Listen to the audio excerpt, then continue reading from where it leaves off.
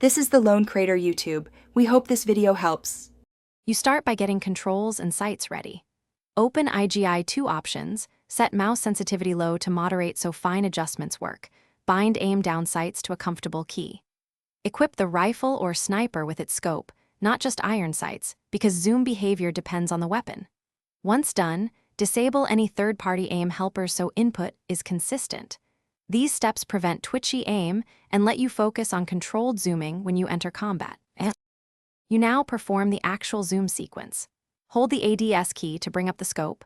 Igi II typically centers the reticle and applies base magnification.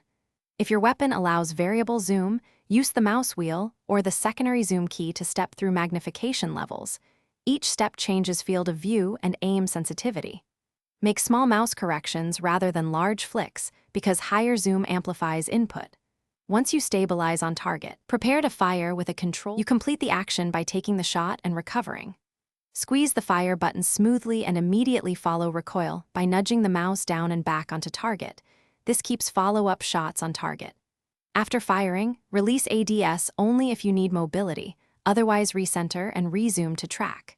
If your aim feels off, drifting, or jittering, check sensitivity, re-equip the same scope, or reload the level to clear input glitches. This troubleshooting step fixes most zoom and drift issues quickly.